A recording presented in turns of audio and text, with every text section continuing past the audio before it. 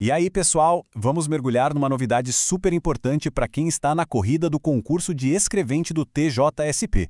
A Resolução 963 chegou com tudo, trazendo o sistema eProc, e entender essa mudança não é só uma boa ideia, é fundamental para a prova, e é exatamente isso que a gente vai fazer aqui, destrinchar tudo ponto a ponto.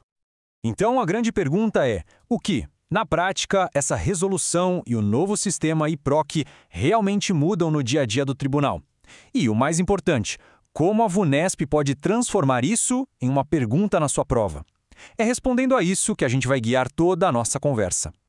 Para organizar bem as ideias, a gente dividiu tudo em 4 partes, ok? Primeiro, uma visão geral do eProc. Depois, a gente mergulha na estrutura de comando, entende as regras do jogo e, no final, a gente foca naquilo que é ouro para a prova.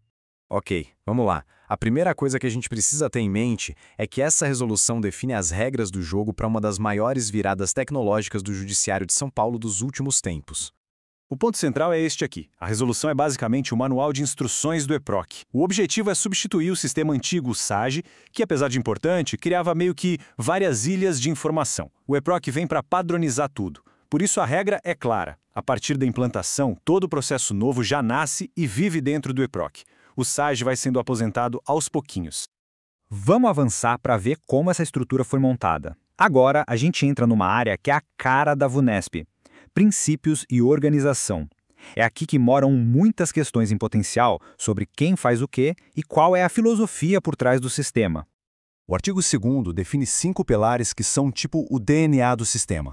O primeiro, aderência à versão nacional, já entrega o ouro. A ideia é acabar com aquele monte de customizações do sistema antigo e criar um padrão. Depois a gente tem o desenvolvimento colaborativo, a busca por automação, pragmatismo e autonomia para fazer a coisa andar. Ter uma ideia geral de cada um deles é uma ótima estratégia. E para gerenciar essa máquina toda, a resolução criou uma estrutura de comando com 3 órgãos.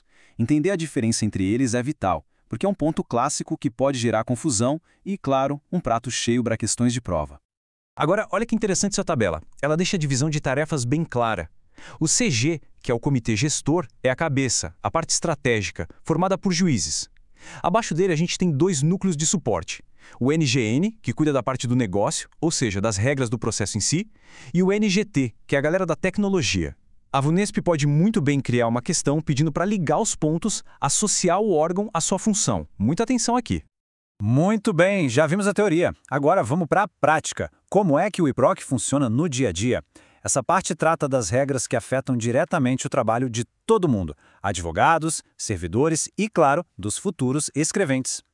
E aqui está a regra de ouro da transição, definida lá nos artigos 10 e 11. É bem simples e fácil de guardar. O que nasceu no SAGE, morre no SAGE. O que nasce no eProc, vive e morre no eProc. Não tem mistura. Tentar peticionar num processo do SAGE dentro do eProc ou o contrário é um erro grave com consequências processuais.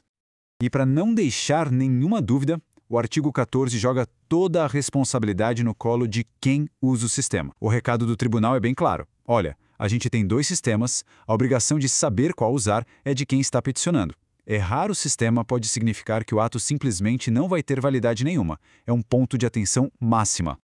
60 minutos. Guardem bem este número. Ele pode ser a diferença entre um prazo ser cumprido ou ser perdido.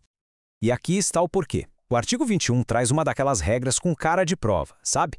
Se o sistema ficar fora do ar por mais de 60 minutos, seja de uma vez só ou somando as quedas, dentro do horário de pico, do meio-dia até às 11 da noite, o prazo que venceria naquele dia é empurrado para o próximo dia útil. Atenção total a essa janela de horário e ao tempo mínimo.